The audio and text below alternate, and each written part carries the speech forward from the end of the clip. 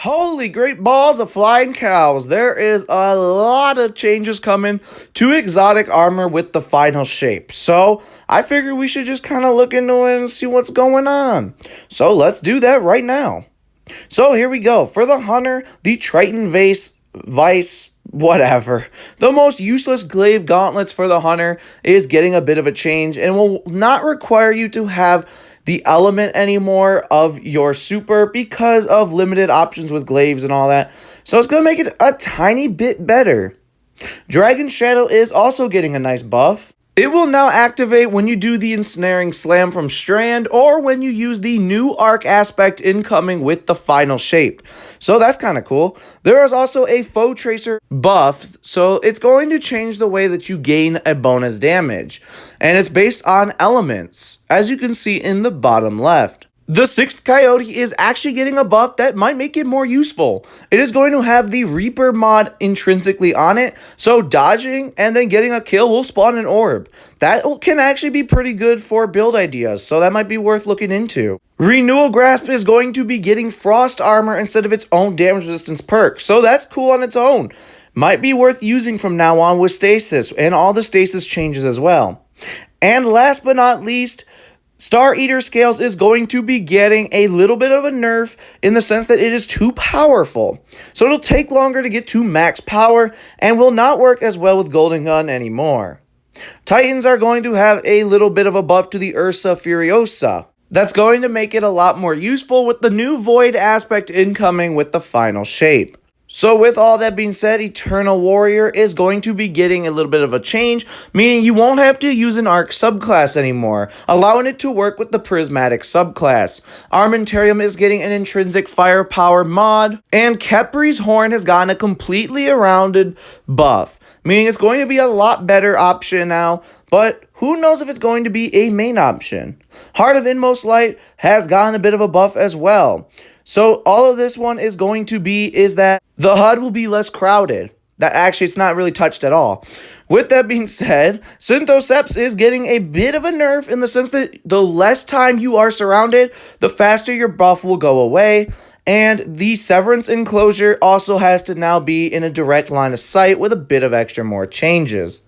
For the Warlock, Mantle of Battle Harmony is going to give more super energy if you kill a powerful enemy. It is also removing its cooldown between activation. The Ballador's Wrath Weavers, man that's a fun name, is going to now give Frost Armor instead of its own damage resistance buff. The Secant Filaments is going to now just reset your Devour timer when you enter a Empowering Rift. And Verity's Brow is now going to require you to use a weapon with the element of your grenade rather than your subclass. Basically, that just makes it work with Prismatic. Sunbracers is also getting a nerf because it is a bit crazy. Not my words, kind of Bungie's words. So with that being said, you will now only get 2 seconds of infinite grenade energy and only enough for a max of 4 grenades rather than 5. So a pretty big change. Cenotaph Mask will no longer work if multiple people are hitting a powerful target. Only one person's will activate, not both, so you can't just all 3 Guardians or 6 Guardians hit one guy and get ammo. And only the allies of the Warlock wearing the Cenotaph can actually see the marker now, not the Warlock wearing the helmet themselves. I find that a bit of a weird change, but it is what it is. So that's all 3 classes' big changes to armor. So that only leaves a bunch of more variety things about all the classes that we need to look at next.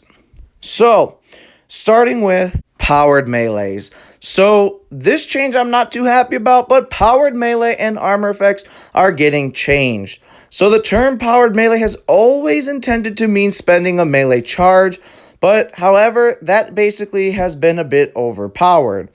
So it is getting changed. Assassin's Cowl being the main example is going to be nerfed to not exactly work with these crazy combinations that allows almost infinite amount of health returns. As Bungie puts it, it's now will only give you health, shields, or whatever the exotic does based on when you use a melee charge to get a final blow.